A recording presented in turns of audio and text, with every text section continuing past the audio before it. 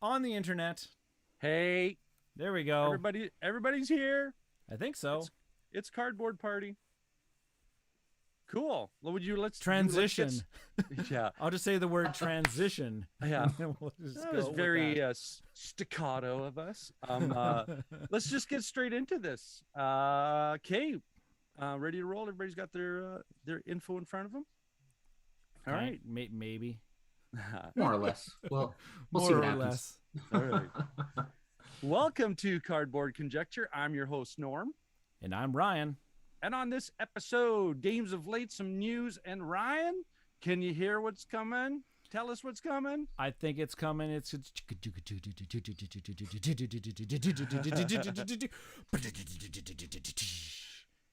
the hype train, and we've got the friend of the show here. We got Chad McCallum from Of Dice and Men. Wait, Hey, everyone. _ dice Oh. _ I knew that was going to come up. You can 100% blame Ryan for that. Ryan from our show. Yeah, Just the worst. We'll blame both of them. It'll cover both bases. That's fair. That's fair. All right. Perfect. Cool. Coming back in. And we're back. This is Cardboard Conjecture. Let's get into some games of late. And why don't we start with Chad of our provincial compatriot podcast of Dice and Men. What have you been playing of late? Down here in the very far away city of Regina, Saskatchewan, I had a board game weekend with my friends not too long ago, and we played a whole bunch of games. We got some classics out like Puerto Rico and Power Grid. We got some newer games out. It was a blast. We had a solid 24 hours. But one game that came up in previous game sessions, and the host requested I bring it back, is a game called We're Doomed. It's published by Breaking Games. It's kind of a party game, a little bit more on the serious edge, but not really. It's all over the place. The concept of the game is everyone plays a nation. So you're a democracy or a theocracy or a bunch of other things. And Earth is doomed. We're doomed. There's nothing we can do. We have to get off of Earth. So as a bunch of the leading nations, we decide we should build a rocket ship and then, just fly off to safety. So the game is a real-time 10-minute game in which everyone gets to take a turn doing you can either get resources or get influence or steal resources from another player, or if you have enough resources, you can actually nuke another player and remove them from the game entirely. So everyone takes their chance, or everyone takes their action around the table. And then at the end of every round, there's the project, which is the empty game box in the middle of the table with this big, awesome hourglass timer on it. And you have the option of putting as much resources into the project, which is this rocket ship, as you want. And then every round, whoever contributes the most resources gets to be the first player for the next round. But they also get an event card. And this is where the game gets crazy, because the event cards are all over the place. Some of them are private events that you can trigger at any point that going forward. Some of them are public events, like everyone around the table has to make a new national anthem for their nation and sing it before you can proceed with the course of the game. So there's a bunch of random events that slow the game down, and like everyone's trying to rush through it because you only have 10 minutes to do this thing. And the concept of the game is you have to build this rocket ship, and you have to have a certain number of resources in the box when the timer expires. So you have to have a minimum of 40, and then every 10 you add on top of that builds another seat on the rocket ship. But in addition to that, whoever has the most influence gets dibs on the seats on the rocket ship. So you very much have to balance actually building this thing and gathering enough influence so you can be on the ship when it takes off and the Earth expires or whatever it's doing in that particular version. But it's worth saying, I've probably played this about a dozen times. We've never successfully built the rocket ship. There's been so much crazy things that have happened, and people kind of screwing each other over to get resources and influence, that by the time the tiebreaker expires, everyone just explodes with the Earth. So it's a crazy party game. Love And it. it's how long? It takes 10 minutes? Yeah, it's a 10-minute real-time game. Yeah. Oh, I was anxious just listening to you talk about it. And then you start throwing in the improv-y kind of make up your anthem. And I'm thinking, inside 10 minutes, that's chaos and anxiety all rolled up in one. And the events themselves are like, I don't know if you guys have ever played a game called We Didn't Play Test This at all. It's basically just a random, I've heard about it, yeah. a bunch of random cards that they mash together and it kind of works. The events in this game are kind of like that. So you have that singing one. There's another one where you flip it over and it says, the world has renounced religion. The theocracy player just doesn't get to win anymore. They still get to be in the game. They still get to be in the game, so they can collect resources and steal from other people and nuke people if they want, so they can play bitter for the rest of the game. That's like Python funny. Right, yeah. Everything that's being described right here is once we get Games Club going again at high school, this sounds like an absolute blast. Just set it up. Let them go at it. We can just sit back, have some popcorn, and watch the chaos ensue. And it plays 4 to 10 players too, which of course it's a party game, so it supports that higher player count. But yeah, it's a great game. I really enjoy it.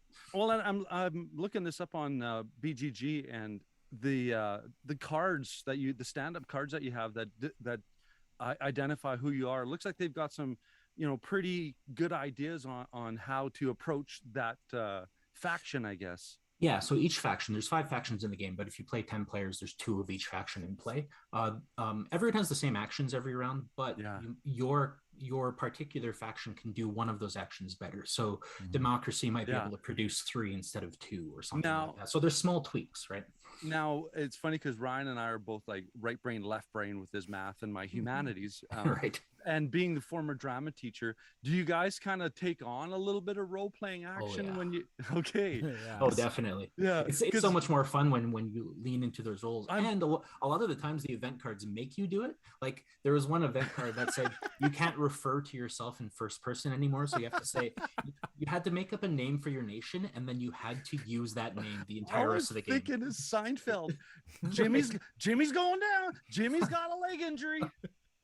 Yeah. It is a ridiculous, silly game. So don't go into it thinking you're playing a serious like civilization game or something like that. But definite game club. Material. This is getting added to a cart at some point near future, very near future. You have just successfully, before we even got into the hype train, got somebody, either one of us, to click on the put it in the cart. I'll make sure to send you my affiliate link later. Yeah, yes, exactly. Absolutely. Ryan, you've got something that I love, Capstone. They're just like my new favorite little they are one of Cardboard Conjecture's favorite companies to talk about lately. So I managed to get my hands on a copy of Imperial Steam, designed by Alexander. I think it's Heimer, something along those lines. I'm apologizing, Alexander. I always mess that up. But Imperial Steam, at its heart, it's a train game. I'm not very known for playing train games like 18XX or anything like that. Like my heaviest train game that I think that I own is Railways of the World. I was going to say Ticket to Ride. Well, but, I mean, it was Ticket to Ride for a while. Stuff. Yeah, you love the crunchy stuff because what is it? Arkwright. Arkwright's one of my favorite games. I absolutely love it. So it's not that you go away from that. No. Yeah. So, and this is definitely not like, don't go into this thinking this is an 18XX type of game. This is much more streamlined version.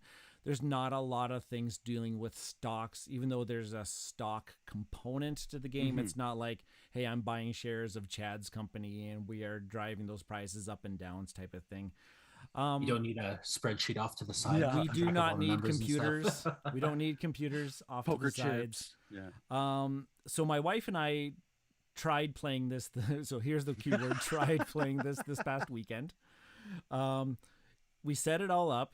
By the way, it's a table hog. My 3 foot by 5 foot table barely fits most of the components. Creaking legs and everything. So it's a big, massive board, and there's sideboards here, and there's contract cards over there, and there's lots of bits and bobs all over the place. And then we started playing it. I watched a John Get Games how-to video because the rule book is really quite long and lots of words, and we got through 4 rounds, and then my wife said, "We need to stop. We need to start over." she's like, is this one of those games where it's like, if I mess up my first few turns, I'm like screwed for the game? And as I'm looking at everything, I'm like, this is one of those games where if you screw up your first few turns, you're boned for the rest of the game. So this is Food Chain Magnate. Yes, honey. Basically, yeah. So we're like, yep. So we took everything back and reset the whole board and everything. Okay, let's go. And then it was a much better Oh, cool. experience. Cool. The second time once you figured it out. I thought you were going to say then it was 2 a.m. and then we decided to call it. Yeah, But- little Visine and here's the drops. thing: the first 4 rounds went by really, really quickly because this is one of those ones where you gain action points as you. So the first round you only got 2 actions. Yeah. Then the next one you only have 3 actions, and then 4 actions type of deal. So you kind of Ramps get up. more actions as it kind of goes forward. That's also progressing the timeline of the game because the game only lasts for 8 rounds after it's all said and done. Okay. And so lots of different things going on. So you have to have it's resource management is probably the best way to put it. You've got the 4 main resources usually you find in these types of games: wood, coal, iron, and steel type of thing. Or no, not steel, but stone. And you just need those things to lay down tracks, but you also have workers that are experienced enough to build the tracks Okay. into the certain city. So like a certain city will say, you need 4 experience to build a track into this city. And I'm looking at my workers and I'm like, oh, I've got 2 level 1 workers. Crap, can't build it this turn. Oh, But nice. every turn, every worker that you don't use gains experience. So then That's interesting. as you Yeah. don't use them, they're kind of like going to school and getting a little bit more knowledgeable, and then you Little can use them professional on development on the side. later Right. turns. The stock part That's of cool. this, the Yeah. stock part about this is that you can gain investors into your company. Oh, nice. And then you every now and then, as a free action, you can your investors can buy pieces of your company. So whatever your stock market is for your level, let's say if it's sitting at $90, I can commit an investor, and he's going to give you $90 that you can spend right now. Yeah. In return, at the end of the game, that investor is going to take 10% of your score at the end of the game. Oh, Okay, their okay. score. That's Your interesting. score.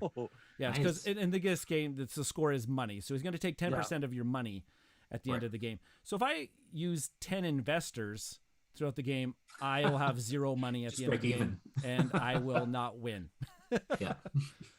Which is really crazy because Jen went heavy investors and still managed to win the game, even though she at the end of the game, she still lost. I think she had 4 investors. So she lost 40% of her money and she still beat me. Oh, wow. That's of deal. impressive. Well, yeah, because a whole part of this is gaining these contracts. And if you're able to connect from the top right-hand corner to the bottom left-hand corner, there's a special city that if you're able to connect to that, you can score contracts. And if you don't connect to that, well, if you've taken contracts, you lose the amount of money that's on the contracts. And Oh, okay. I did not but I didn't go contracts. I wasn't heavily invested. I was more like delivering goods to get my money. Yeah. Okay. So many things going on in this game. Many things. It sounds kind of sandboxy when it comes And to. here's the thing: at 2-player, it was less than 90 minutes. Oh, that's not bad. at Everything all. that I just described Right. is going wow, on okay. was 90 minutes in our 2-player game. And then on the box it says up to 2 hours. So add a couple people. Yeah. Yeah, and like I said, that first half of the game is going by really quickly. Really, really quickly. You're And putting things in turn order place. is Yeah. important. Turn Oh, yeah. order is important in these games because there's so many times she beat me to a rail line. And if somebody beats you to a rail line and you want to connect, you have to start paying them money to build Right. next to their lines. So there's so many times where she beat me on that, and then That's so many one of my- little things. That's one of my biggest rules when it comes to games. If there's an initiative track, then initiative's important. Right. Usually, If they go out of their way to illustrate that, right? Yeah. It's got to be something. If the graphic artist puts circles down, there's a reason. yeah. Right, And right. like most of these delivery spots, there's only room for like 1 or 2 of the type of goods. So you kind of have to weasel your race. way in, get in there really, really quickly. So Imperial Cool. Steam, we're going to play it a couple more times this week because I want to actually do a review of this. This is actually, there's a lot going on in this thing, and there's a lot to like, and there's a lot of fiddliness in this one as well. Yeah. out the foreshadowing is that the setup, when I explained that it takes the setup on this game is a bear. It needs an insert. It needs some sort of half your playtime right there. Just getting it on the table. Yeah, this needs a custom insert. So I'm waiting on the aftermarket. Who's going to come up with the first one? Come on, Folded Space. Get it. Let's go. Well, this has got like that Arkwright that you played Arkwright, right, Norm? Yeah. Oh yeah. Remember all the little guys that go on like that factory board? Those little pitons or whatever. Yeah. You have to kind of do the same thing with the goods in this game. There's like a section of the board where there's like, I don't know, 70 little cubes you got to place on this little thing. Yeah. I could get annoying. Okay. Super annoying. And then depending on your player count, it's a different set of tiles you place out on the board depending on your player count. Like there's a 3-player stack of tiles and there's a 2-player stack of tiles, and it's the same amount of tiles, just that what the tiles say on them. Just different. It's just different a little bit. It's just a little bit different. Cool. So, lots going on. Imperial Steam. If you're a heavy economic Euro type of person that likes trains, this might be something you might want to check out. There's not a lot of availability right now in Canada for this one. Some of the online retailers, that's where I got mine. I got mine off of 401 games, but I haven't seen it because you had the locally froth. yet. You had the froth. I had the froth. Had to get there. Yeah. Cool. I got to play one of my favorite games, and I'm sure both of you guys have a favorite game that you've never won. I have several. Several. I got to play Kemet again. I haven't played Kemet in so long. I've got and not the brand new one that came out, the Kickstarter, Envy, Subnote Envy. But I have the original with a nice insert and the whole thing, right? With I think the SETI expansion. But we just played base game because there was a couple new players to it, and so for a quick explanation, Kemet is like you're an Egyptian tribe. And it's minis on a map, and the objective, everyone's like, oh, we don't like take that. I hate take that in a game where there's not supposed to be, there shouldn't be take that. But this is a game where it's all about the knife fight out in the open. You get points for engaging, and if you win a battle, you get a point. And depending on what game you're playing, it's a race to 8 or 10 points. And the very cool thing I love about this game is it's a very tight map, which encourages this like, as we always say, it's a knife fight in a phone booth, right? And what I love about this game is the exploration to the asymmetry that you can create of your tribes, because everybody starts out with this player kind of tableau, action pyramid where you have all these multiple different actions that you can take, and you have action point thing, right? You've got 5 discs, but what the asymmetry comes in is these tiles that you can pick up related to the pyramids that you choose to elevate in achievement level. So there's a red, white, and a blue. That's colors of France, isn't it? So the dice are, and this is the best thing I love about dice, when I don't have to roll them and they don't have to hate me. The numbers on the dice just represent level 1 pyramid, level 2, which reflect the levels that you can get on these tiles that you can purchase to asymmetrically ramp up out of control, overpowered, insane kind of thing, but it's balanced because everybody else is overpowered. Everybody else has, I've got, Hulk power, but Achilles vulnerability, but you just need to find it, right? Yeah. And the part is, you better find it quick because it's a race to 8 points, right? If you can hold a temple, you get a point. If you get kicked out, you got to hand that point over. So it's so swingy in regards to, hey, they're in lead. Oh, but guess what? And if you have a pyramid that achieves a level 4, you get a point. But if you go in and invade that person's pyramid, you can take that point away. So there's no kind of guarantee of what you're going to accomplish when you're setting out to, strategically create a win situation. So yeah. I remember playing this once, and I totally misunderstood the point of getting to 8 points or whatever we were playing to, because I thought You went on the defense or something? No, or? I had thought that once you get to 8 points, it automatically ends, like kind of like a scythe type of thing. And I'm like, and I got my 8th point and I win. And then you're like, no, you have to hold it until the end of the round. I was like, got to get to the night phase. And then I was like, missed that in the explanation, and I got decimated because I had no defense or anything that left. Well, over. and you know what? I remember that game, and I remember Adam was there, and I think Dave was there, and I looked at both of them, and they're like, "I wasn't going to mention it to him." It's like, "Come on, you guys!" It's like, "No way!" But that's kind of a key detail, right? Yeah, that's just residual effect of how much I have influenced Twilight Imperium games. Oh yeah, they're just like, we're not saying anything. Oh well, yeah. I think if you're right, the chronology is exactly matching Adam's kind of. Everything revolves around that one Twilight Imperium weekend. No one trusts Ryan anymore in any game. It's like, this game has no player interaction. Why are you hating on me? Yeah. So, Chad, have you played Kemet? Yeah, I played the original version, like you were talking about. I haven't played the Kickstarter yet. I don't like a lot of area control games, but I did like that one because, like you were saying, there's such a focus on attacking and aggression. There's not really a place, or it doesn't make sense for anyone to turtle and just kind of hold their defenses and hope they win. There's really no Australia that you can turtle up in. Right, exactly. You have to be forward. The real wall I ran into with it, and I think it goes away once you play more and more with the same group, is like you were saying, there's something like 48 different tiles you can power up with. There's just this wall. When you set up the game, you basically set up a quarter of your table for all these little tile powers you can choose from, which is great.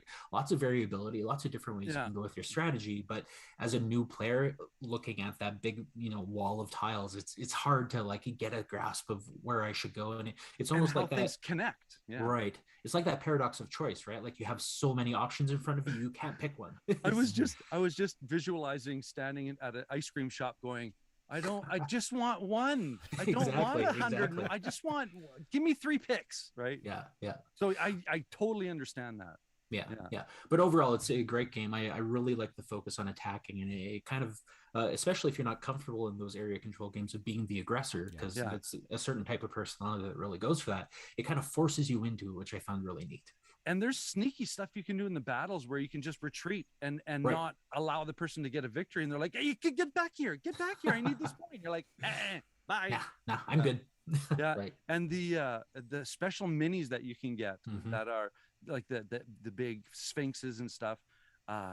Again, rule breakers, and it's crazy. Yeah. So love that kind of stuff. Yeah, that's Kemet. And I think that's part of that trilogy they talk about with Inish and Cyclades. Right. Yeah. That the Matago kind of.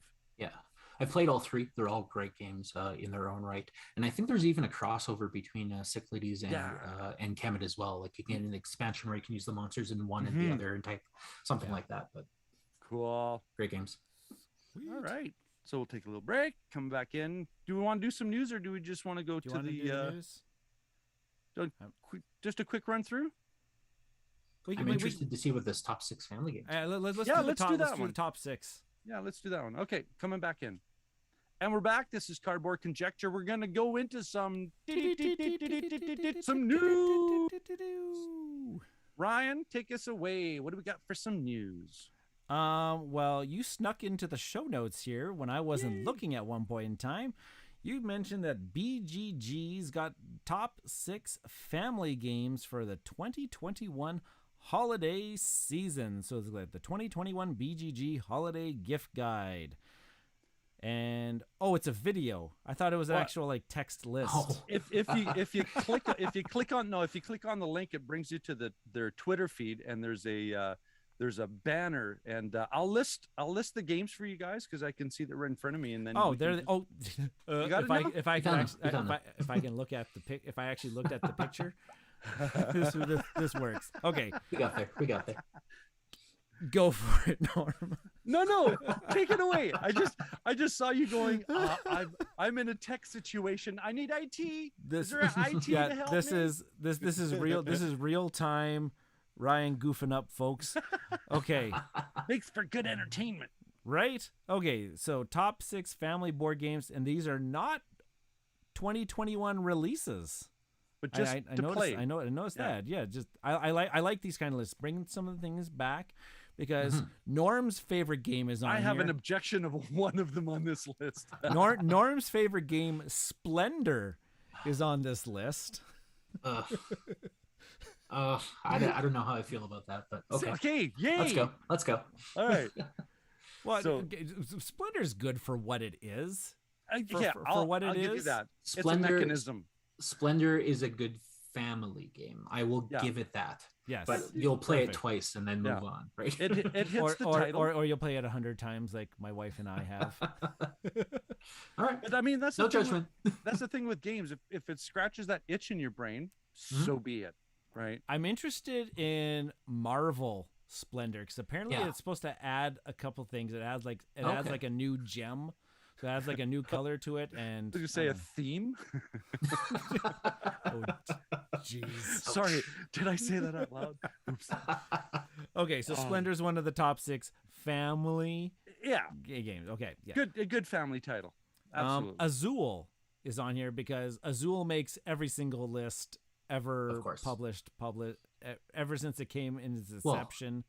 When there's 20 different Azules, you're bound to be on all the lists, right? Yeah. Yeah, Just yeah. conquer by diffusion. Yeah, and right. it looks like they have just the original Yeah. version that's on here. I can accept that. It's a pretty good game. My son Regan, he's 6. He's played Azul with us. He's grasped the Yeah. concept of being able to do with it. So Yeah, definitely fits I've in this introduced category. I've introduced Azul to my wife, my kids who are 7, and my in-laws. They all love it. My wife asks for it constantly, so it's definitely a game that those groups can enjoy for sure. What I appreciate the most of it is the tactile of the components. You just The Jolly Rancher Yeah. candies, they're just so much. Yeah, they're appealing. Yeah. They're so edible. Yeah. right? But those are the 2 games that I have experience with. I Norm has talked about Cascadia on the show before. yeah. That's That's all you got is yep. Yeah. No, I didn't want to interrupt you. Cascadia is such a really cool tile placement. It kind of stems from the Calico idea, where you take a tile and you put it into a pattern abstract kind of generating thing, and then Cascadia takes it to the next level, where you have animals within this habitat of these patterns that you're creating, and I often refer to it like tiny towns, that you've got these recipes that you're trying to build in reference to the animals. And it has a simple rule set. I think, you know what, much like Splendor and Azul, very simple rule set, very fast understanding, but then take your time to grasp the depth that can be behind this game. You can play it at a surface level of just pulling levers and pushing buttons, or you can get really deep into looking at what your choices are and manipulating as best you can with some of the wild pieces kind of thing. So yeah, this is appealing on a whole range of levels of play and expertise. So yeah. Yeah, Cascadia, I haven't played it myself, but it was the darling of Twitter for a solid 2 or 3 weeks. Everyone and their dog were posting pictures of that game, and it looks beautiful. Yeah. And it sounds like the theme is really kind of appealing, but like neutral, so a lot of people would take to it, right? Yeah. It's animals in a forest. You can't go wrong with it. And that's by another Cardboard Conjecture favorite, Flat Out Games. Oh yeah. Yeah. They've been Perfect. doing some great titles. And that's out of that list. That's the only one I played. So you guys are up to bat with the others. Okay, we Like- got Sheepy Time. Sheepy Time? Is that what it is? Is Yeah, that what yeah. it's called? Yeah, Never absolutely. heard of this thing. I have AEG. heard of it. Oh, Yeah. I haven't played it, and Yeah. the most I could tell you is random Twitter posts that I've seen, but I've heard great things about it. So Here's the thing that I'm looking at right now. It's AEG. I have absolute confidence and faith in a lot yeah, of products they they put usually out. put out good stuff. So for me, right there, to be like looking in the music industry, going, hey, yeah, this is this whatever band puts out an album, yeah, you're gonna get a good quality, content. So that's about as much as I got for that. It looks very family friendly. Well, okay, that's the 2021 release that's on this list. Okay. Yeah, You are one of the dream sheep. The sheep that people count in order to drift off to dreamland. Each time you jump the fence, you help your person fall asleep easier. But the nightmares that haunt these dreams threaten a rude awakening. There's the twist, right? There's the twist. Yeah. Like Legos in the carpet in the middle of the night. That is exactly a nightmare. Or D4s on the ground as you're trying to. Yeah. Oh yeah. Who forgot to put Kemet away? Yeah, exactly. Come on. What's this other one? This Coatl? Kotal. I think that is a central. I don't want to get too far off, but I'm looking at the art and I'm getting this kind of Mayan kind of Central America culture popping out right there. The components of this game look out of this world. So if you're on the page, give us a pitch on there's it. like little like plastic like dragon heads, and you're attaching like body segments. Oh, neat. To the dragon heads, and there's like looks like some pattern building that you're doing here, and some maybe some contract fulfillment. Interesting. You had me sold on the dragon pattern matching. Yeah, I'm all over it. It's another game I've heard name dropped several times in the past few months on Twitter, but yeah, I don't know much about it myself. Well, this thing looks fantastic. This looks like a family game. Yeah, that the kids will just pick up the pieces and start just playing with them and stuff like that. Just engage, making dragons and whatnot. Well, okay, and you know what? Okay, I might have to just on the aesthetic. Put I have to it check in the this cart. one out. Put it in the cart. Put it in the cart. Put it in the cart. The last one, if you're keying on the whole family thing, the last one's a dinosaur game. It's Draftosaurus. Oh, okay. Yeah, I played that one. Yeah. Have you played it? Yeah, I have played that. It's actually it is on Board Game Arena, so it is playable on there. But yeah, it's very much it's a drafting game. Except I've only played it on Board Game Arena, but I think what happens is you pass around handfuls of dinosaur meeples. Okay. That's how they illustrated it on Board Game Arena. And then just like any drafting game like Seven Wonders or Sushi Go or anything like that, you'll pick from the handful of meeples that you're given what dinosaur you want to put in your park. And then the park itself is almost like a roll and write sheet, except you're placing these meeples on it. Okay. And then each area has different scoring conditions. So if you're the only T-Rex in the park, you might want to put it in a particular area, and that'll get you the most points for that section.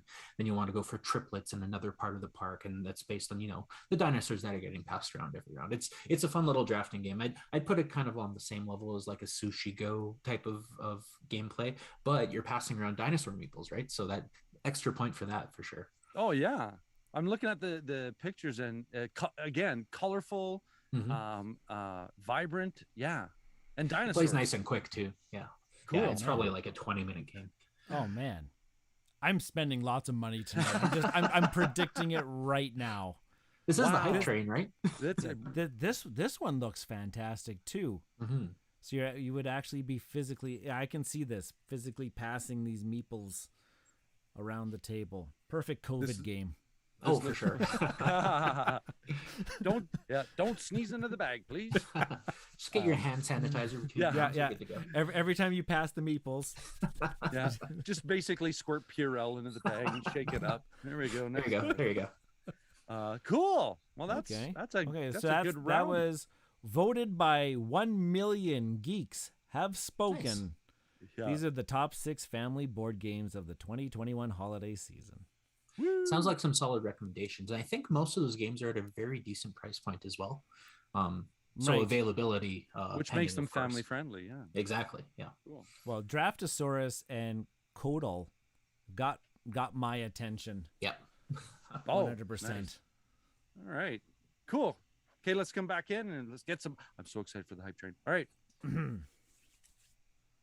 And we are coming back into one of my favorite segments on Cardboard Conjecture. It's the hype train. Ryan, why don't you tell us what's going on, what the hype train's about, and let us know who we've got. Let us rolling know. Rolling into the station this week is Chad from _dice_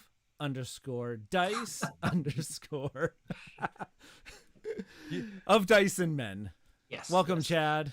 That is our Twitter handle. If people are missing the joke, Ryan back in the day, we're like, hey, we should do a podcast. Ryan, you're in charge of registering our Twitter handle. He's like, well, of Dice and Men was taken, so I just threw a bunch of underscores in there. I guess it's fine. We've had to live with it ever since. But yeah, thanks for having me, guys. I'm really excited to hype up some of my games here. Cool. Perfect. Yeah, and if people probably don't even know, of Dice and Men is a podcast in the sister city of Saskatoon and here in Saskatchewan, Regina, Saskatchewan. Really strong representation of the board gaming Canadian community here in Saskatchewan right here on this show. This is like, other than what was it, Board on the Air, also in Saskatoon here. Yeah. It's like the trifecta of board gaming podcast. Definitely. Of Western Canada here. We're like the Prairie to Bermuda Triangle, eh? That's fairly accurate. You get lost somewhere around Davidson. It's crazy. Yeah. How did I pop out in Vegreville? And people listening from Saskatchewan know exactly what we're talking about. Yeah. Yeah. Well, gotta stop for some cinnamon buns on the way to Regina. What do you mean there's no services in Bethune? All right, Chad. So what you got for us on the hype train tonight?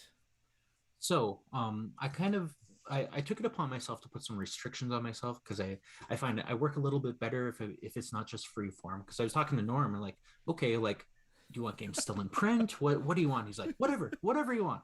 Yeah. So I looked at my list, and what I actually did was on Board Game Geek, if you rate your games, there's a section in the stats of your profile that says your most overrated or underrated, or biggest disparity in your rating. So I picked 2 of my games that I feel are really good. And on average, most people don't think they're good. So I want to hype them up. I want to get people excited. Yeah.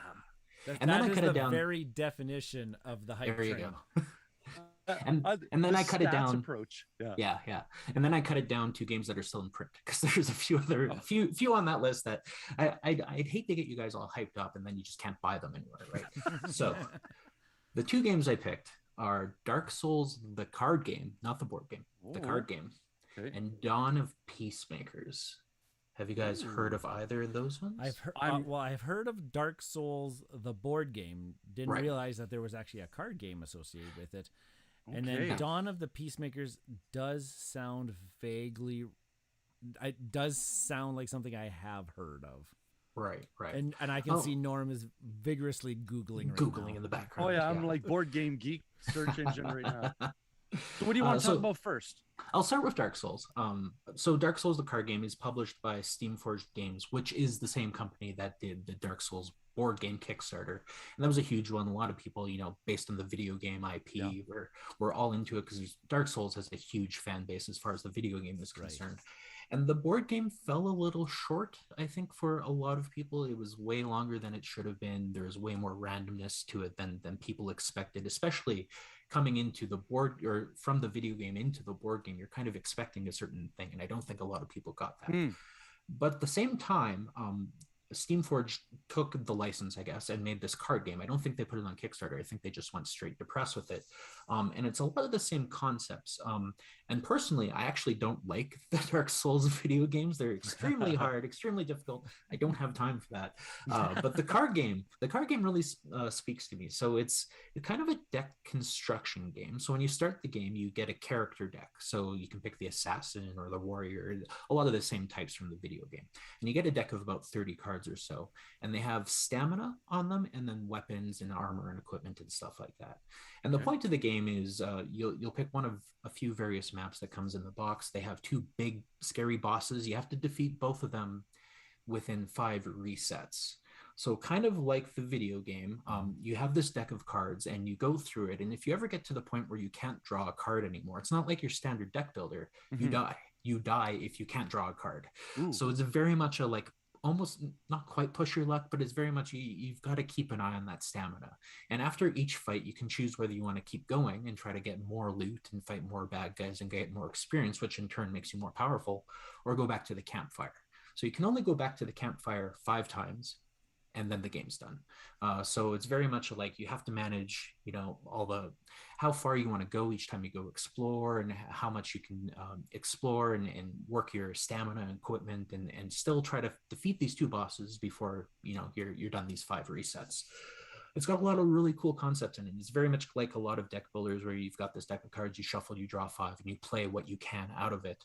You don't have to discard, because if you do that, it causes you to lose health effectively. Yeah. Right. Yeah. So there's a lot of strategy to it. You get cool, like you have your starter equipment, but you get cooler and cooler equipment as you defeat bad guys and bosses and stuff like that. And it captures a lot of the essence of the game without making it like a 3, 4, 5 hour experience. You can really play it in probably about an hour and a half, maybe 2 hours if you're playing with the full 4 player count. I usually play this with solo or with 2 players. It's got a lot of really cool concepts in it. Another thing I really like about it is it has this positioning board. And if you've played Dark Souls or Demon Souls, so much of the video game is about positioning and dodging and all this other stuff. So they've tried to capture that a little bit. Oh, cool. In that it's basically a 2x3 grid on your side, but there's also a 2x3 grid on the monster's side.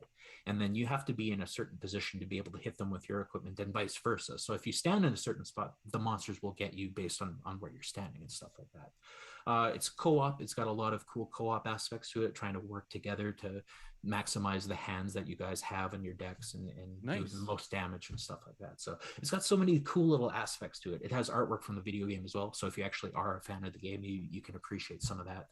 A lot of the monsters and stuff are based on that as well. So many cool little things going on.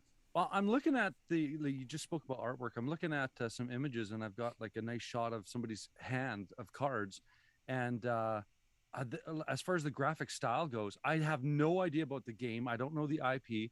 I'm just going off of first impression. And it's appealing. And as far as looking at the card information, it's not cluttered, it's balanced. They use a lot. I'm starting to call this standards of card geography, right? Where there's things that are supposed to be in certain places, like on the bottom, that's where your resources or your powers are. And I've not played this, but I look at this and I feel familiar with what I'm seeing on the card. Like, I'm not looking at it and going, oh, it's a mess kind of thing. Right. It's the graphic design is actually quite clean, and it's a good example of like it makes the game easier to teach, because the cards you see, they might be different. Like you'll have different types of stamina and different types of equipment, but the information is going to be in the same place, and it follows like one of 5 different icons type of thing. So because of that consistency, it makes it actually quite easy, like approachable. There's still a lot going on, but because of that, you don't have to say, oh, if you get this card, it looks this way, and this card looks this way, and you got to remember which is which. It's just, here's your hand of cards, and it's very obvious when you're holding those 5 or 6 cards what you can do, because it's all just laid out so cleanly. Nice. So I see images here that has like miniatures. Are they just grabbing the miniatures from the board game and just like supplementing their aesthetic with the card game? I think so. I have the game and all the expansions, and there's not a mini in sight. So I'm assuming they probably it's a true card game. Yeah. Don't need the minis. I think these minis do look like they're from the board game. Yeah. So folks, if you're looking at this, it's a card game. Yeah. It's 100% a card game. Yeah. And I'm a huge fan of having a card game interpret an action kind of scenario, because I've got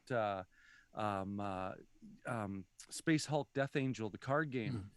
And it's just this straightforward little card game that produces so much anxiety, so much stress, right? So I'm not going to deny the fact that or belittle. It's like, oh, it's just a card game. Sometimes just a card game is huge as far as experience. You still need to play Arkham Horror, the card game. Right. Very true. That's a good one as well. I've got the base game. See, he's doing this to shame me. I've got the base game. I haven't even. It's been sitting. You haven't even hit the cellophane's on the deck still. I feel We'll guilt you into it. yeah. Yeah. It's like Slapshot. I feel shame. Okay, I feel shame. This thing looks very interesting. So you said it could the how many different, like, does it come like scenarios, or is it just like random setups, or Kind of. So when you start the game, you're kind of doing a set, basically two bosses. There's two bosses that are paired up, and there's a bunch of different combinations you can play them in. But the encounters in between those two bosses are different. They're randomized from a big deck of cards, and it's worth mentioning. There are, I think, two expansions out for this, but the base game comes with a whole bunch of content. perfect? The expansions are great. I wouldn't say they're must-haves, but they do add a lot to the game. But the base game itself, there's enough to keep you busy there for a while. But yeah, so the encounters you come across when you go to the bosses is going to be different and randomized every time you play, but the bosses themselves, you always play them in pairs effectively. And then the expansions add more pairs of bosses you can encounter. And they come from the video game, of course, but they do a really good job of kind of echoing some of the like key features of the video game bosses in like the card form, like the actions and how they move around the board, and you have to hit this weak spot versus this weak spot and stuff like that. So they do a pretty good job of bringing that theme back into the game. Now, if you don't have a familiarity with the game, is it going to be an obstacle in settling into the card game version, or is it just pretty much here's the controls and they make sense and just go have fun? Yeah, I don't think it'll like prevent you from enjoying the game or really like understanding how the gameplay works or anything like that, because it is different enough from how the video game plays. It's just one of those things where like if you've played the game, you'll get that extra little appreciation and like, oh, I know this boss, or oh, I've run into this bad guy before in the video game. He's really hard to kill and stuff like that. So you'll get a bit more thematic connection to it possibly, but I don't think it impedes your gameplay at all. I'm asking this not to create an obstacle, because it's already in my cart. So yeah. There you go. See, this is why I pick games you can still get. Yeah, see, so that we can go. All right, deliver this to my work address, please. No, Cool. You don't do that now. Well, I work at home now, so yeah. it's So one the and the same. mailman comes at what time again? Or okay. Oh, I am on a first name basis with that guy. It's crazy. Cool. Dark Souls, the card game. Nice. Mhm. Nice. Great game. I'm just checking to see if it's available locally here. Okay, here we there go. you You got to double click on that one. Cool. Yeah. Now the next one. I'm bringing Dawn of Peacemakers is the other game I wanted to bring forward. That's from Snowdale Design, published by Snowdale Design. Okay. The artist and the designer are Sammy Laxo. It's one of those cool things. There's a game you come across every now and then where the designer and the artist and the game developer are basically the same person, and Sammy's the person in this case. They actually just had a pretty successful Kickstarter. It was called Lands of Galzier or something like that. Big adventure game. And if you're familiar with the game Dale of Merchants, those are all designed by the same guy. Okay. And all of these games take place in the same universe. So Dawn of Peacemakers is taking place the same place as Dawn of Merchants and stuff like that. So nice. they're all very separate games, but they have that same kind of animal personality type of game to them. Dawn of Peacemakers is really neat. Dawn of Peacemakers is a war game where you have two or more opposing factions trying to attack each other, but you don't play as the opposing factions. You play as a peacemaker.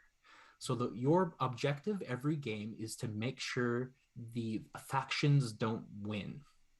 They basically have to wear each other out until they give up.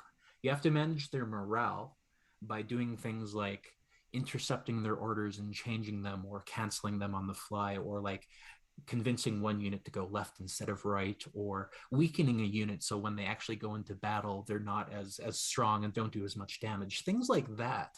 So you play as these little peacemakers, and the armies themselves are NPCs, so they have action decks that they'll just iterate through, and you can take actions to peek to see what upcoming orders are and stuff like that. But if you left them to their own devices, they would fight each other, and one side would win, and you would lose because one side won, which is not the point of the game. The point is to try to wear them down. And yeah, so that alone as a concept was really intriguing to me, which is the main reason why I picked up. But it's also a campaign. It's a 15 mission campaign Ooh. with well, not quite legacy, but surprises in the box. It comes with sealed envelopes and boxes and units and stuff that you bring out as you play the campaign. And it also has a co-op, a semi-co-op, and a competitive mode to it. And a lot of games that try to do all of those things at the same time kind of do some of them lackluster and not all of them great. I have not had a bad experience with this game. This is one of the first campaign games, and I've got a dozen of them that are still sitting on the shelf waiting for me to finish them. This is one of the first campaign games I picked up and played front to back because I was so intrigued with the storyline and the mechanics that they introduce every scenario. And then when you're done, they have just battle generators that work really well as well, and terrain generators and stuff like that. There's so much replayability in this box. It's crazy. And it's a really novel concept, which is something I look for in games for sure. I've not that whole mechanism. You do not need to say another word. I am sold on this thing. So, when you were describing that, I'm looking at the screen and I'm laughing because it's like, because my eyes are going Ryan's put it in the cart face. Like, there it is. Yeah. Nice. Nice. The artwork is gorgeous. Absolutely. Yeah. And again, the artist and designer are the same person, which is really impressive. And like, I think he wrote most of the scenario text and stuff like that. So he was very heavily involved in the implementation of this game. The minis are very high quality. Yeah, everything about it is a really good production. And speaking from the last game, that whole card geography and iconography, I think they do a really great job at simplifying the cards in regards to not having to take too much time interpreting what's going on. Yeah, so the cards themselves, you have your own deck of cards that you can use for your character. Each player has their own deck, and they have stats on them, and you can see the unit stats. They're all in the same place. It's very much a great example of graphic design, like Dark Souls, the card game is, where there's such consistency to it that it's one of those things you explain it once, and then it's just a thing that you can use going forward as a reference point. Right? Yeah, we often. I mean, from my instructional design background, throw on the term cognitive load, where I don't need to know exceptions to a simple rule that there's, like French grammar. Here's the rule, and then here's the 25 exceptions to that rule, right? French was my worst subject in school. Yeah. I teach it. So yeah, I look at this and to me, it's a very smooth, fast, easy kind of interpretation. And it's one of those games, because there's a campaign to it, they get crazier with it, but they can slowly introduce those concepts, right? Yeah. Kind of like the game you were talking about earlier, Ryan, where you start with a smaller number of actions and you can get used to the way the game plays and then really expand your capabilities from there. It's very similar in Dawn of Peacemakers, where the first game or two you're playing with some basic but still really intriguing actions, and then they add capabilities and stuff from there, which is really cool. Oh man, see, that intrigues me as much as, and I think you're gonna peek on this a bit too. War of Whispers, where you're not fighting, you're the one whispering, manipulating the people doing. So I like that idea of you're not the things in motion. You're the things in between the things in motion. I love that idea. Yeah, it's very much that. You're still on the map, which War of Whispers, you're kind of taking a backseat and manipulating the events type of thing. But yeah, so it adds another cool aspect where some of the actions you want to take, like, you have to be within a certain range of a unit you want to affect. So in addition to making sure the armies aren't taking each other out, you have to like be positionally aware of where people are going to move and where you are in relation to them. And there might be a bridge you have to cross or defend, or a tower or something like that. So many cool things going on now. In this one. As far, because I don't know this world building environment is with these characters, is there a lot of like fantasy adventure where there's some like you said, area of effect? Is it like magic user stuff, or you have all these different characters that are able to do fantasy-esque kind of I wouldn't say it goes as far as like fantasy magic type of thing. It's more like your standard kind of medieval units with crossbows and arrows and shields and stuff like that. But they will lean on, because all of the characters in this world are animals of a sort. They will lean on your animal capability. Oh, nice. So if you're a bird, you can fly, right? Things like that, and certain creature effects and whatnot really play into it, which is cool. Okay, so they bridge that idea through the animal ability. Nice. Right. Yeah. Which to me right away, and I'm looking at Ryan when I say this, is very encouraging of younger kids to get into these campaign mini kind of games. I was like, Chad just keeps layering it on where he had me at hello. Right. It's the hype train. That's what you brought me to do. Yeah. Amazing stories, comics in Saskatoon's got 3 copies in stock. It will only have 2 copies in stock as of tomorrow. They might have 1 copy. There you go. Because I don't want to fold as fast as Ryan here. I've got a little bit of spine on this show. A little bit of resistance. No, yeah. Now I've not, as far as what are the other games you mentioned that are connected Dale to this of world Merchants? building? Dale of Merchants, and I think there's 3 of those now, and I think they're all kind of standalone, but they build on each other or whatnot. And are they all trying to represent different kind of themes of? I think in Dale of Merchants, I haven't played it myself. I just kind of know. It sounds like an economics thing, right? Yeah, it is. It's very much you play as, I think with Dale of Merchants, and I could be entirely wrong on this. I think when you buy a copy of Dale of Merchants, there's 3 or 4 different like decks of animals you can deal with, and you're kind of trading. It's kind of like a economic game type of thing there. And then the other game that was recently kickstarted, it's not published yet, is Lands of Galzier, which is more of a like storybook adventure game. Okay, cool. Yeah, it actually came out the Kickstarter campaign was the same time as that Iridia Paths We Tread by the designer that did Zia Legends of the Drift System. And both of those were, I was so on the fence on both of those because they were like similar-esque themes, but like the same type of game. It was a really hard decision for sure. But yeah, so I all of those games, I didn't back either of them. Oh, okay. I was like, don't leave me hanging. Did you back one of them? Well, my problem there was I'm like, oh, fantasy campaign game, and then I look at my shelf and I'm like, oh, I've got 8 of those I haven't finished yet. 3? So that was the only reason I didn't pull the trigger on those, because both of those look amazing. But yeah, Dawn of Peacemakers and Lands of Galzier and Dale of Merchants, I believe all 3 of those take place in the same kind of animal sphere.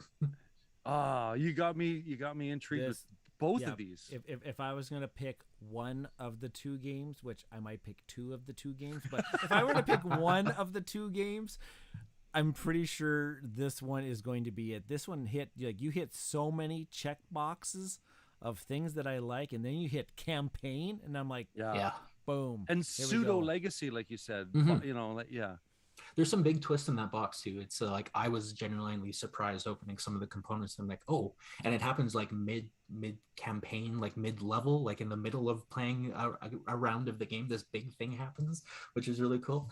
And like I said, the replayability out of the box. Once you're done with the game, you started as a co-op game, but as you play, you can choose to switch mid campaign if you want.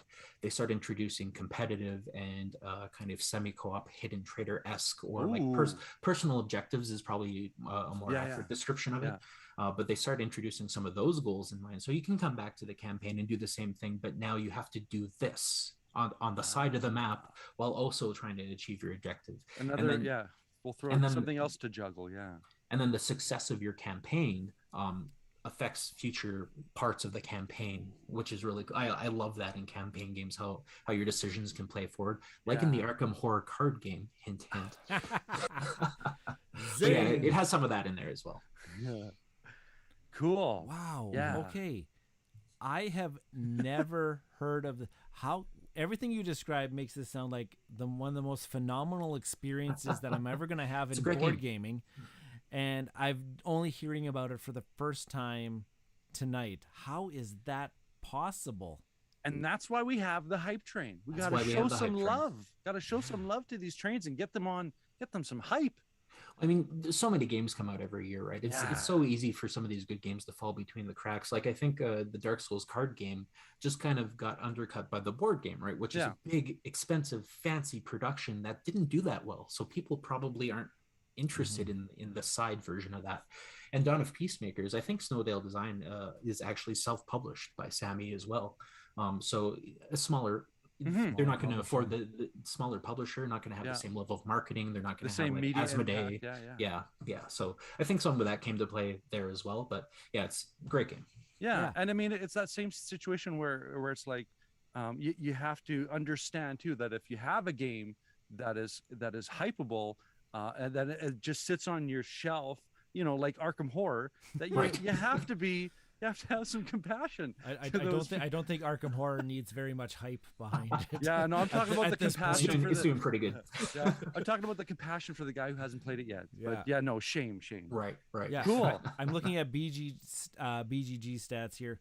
Only 658 people are registered, like owning Dawn of Peacemakers on BGG right now. That's an atrocity. Under 1,000 people. We need to change that stat. We need to fix that. We need to hype this up. Yeah, it's gonna be at 660 by the end of the week. These two games are getting updated tickets to first class on the hype train. There you go. This is I awesome. approve. This is awesome. Cool. So Ryan, I don't even have to ask if you are positively influenced by this episode of the hype train. Well, I was also positively influenced before we even got to the hype train. In the games of late. Okay, put that one in the cart. It's beautiful. I loved both of these examples. They were like we said, these are prime examples of what the hype train is supposed to bring forward. Encourage. Yeah. Yay. Thank you, Chad. Thank Hey, you. no problem. Thanks for having me. For lightening my wallet. It's been getting a workout. It's been too heavy lately. Putting a new ledger input in his Excel spreadsheet of spent games. Miscellaneous. You guys want to know the 2 games I chose not to hype because you can't get them. Yep. One is Assault on Doomrock, which is a game I try to name drop on our podcast as much as possible. I want to play that game so much. Love that game. Yeah. Great game. It's got one of the most unique battle systems I've ever played in any board game ever. Yeah. And the other one is Health. Go ahead. I was gonna say the cover of Assault to Do that the cover got me immediately looking over the shoulder. Yeah, that's another self-published one that they actually had a recent Ultimate Edition Kickstarter, but I think it was only in German because that's where the designer's originally from. So I'm not sure if that's coming over, but hopefully it does because great game, and more people need to get that game. The other one is Healthy Heart Hospital by the old Victory, or I think they're still around, Victory Point Games. Yeah. Okay. Yeah. Another great little unique theme. You're managing an American hospital. The very first time I played that game, it's all about making your hospital not go bankrupt. There's no socialism here. What's going on? I played it as, this is a Canadian hospital. We have to treat as many people as possible, as effectively as possible. And I think I lost in the second round. Yeah. So it's more about managing your debt load than it is making sure everyone's healthy. Yeah. I'm going to leave the social commentary there, but that's another great game that just has so many unique. It's a bag drawing game, which is really cool. So lots of cool things going on. Ryan, you can't look for those, so don't even bother. Yeah, they're not around. Okay. Cool. Secondhand market for that. So Chad, just before we wrap this up, why don't you let everybody know where we can find Of Dice and Mand and what's going on with that realm of yours? Oh, do I have to say the Twitter handle again? No, you don't have to. No, this is just because of that. No, this is coming from the guy. Absolutely should. This is coming from the guy that when he said a website on the air, I actually went HTTP colon / So at _dice_and_men is our Twitter handle, and it really is our most active kind of social media channel. We post in there a few times a week, kind of the games we've been playing and some of our episodes and stuff. But yeah, we've been a board game podcast for about 5 years. We started on the local radio here and then eventually moved online. And yeah, it's myself, Ryan, and Adam just talking about games we've played lately. We kind of bring up a few topics that we've seen kind of bouncing around the board game Twitter sphere and online and whatnot, and just have fun with it. Really, it's what it comes down to. Our last episode, we talked about, I'm totally going to put myself on the spot. We talked about Beyond the Sun. We actually did. Yeah, it's a great game. It's also on Board Game Arena, which is part of the reason why we talked about it. We did, for the first time, we did a kind of a pre-game and a post-game. We played a game, an actual game of Beyond the Sun in the middle of our podcast. And obviously we'll edit that part out for those that didn't watch us live. But yeah, kind of giving a post-game analysis and some of the reasons we like the game, some of the things that are kind of weird playing on online and whatnot. But yeah, anywhere you can find podcasts, you can definitely hear us. And every now and then we hop in on What You've Been Playing Wednesdays as well. So yeah, definitely have fun over there. Cool. Well, anything else to add there, Ryan? Nope, but I think Chad just has to sign us off on the hype train. He has to blow the horn. All right. Very beautiful. There we go. We'll throw in some audio support in post There we production. go. Yeah, much better. So we're obviously getting to that point where we always like to appreciate you listening to the podcast and sticking around and hopefully spending some money, Ryan. Right?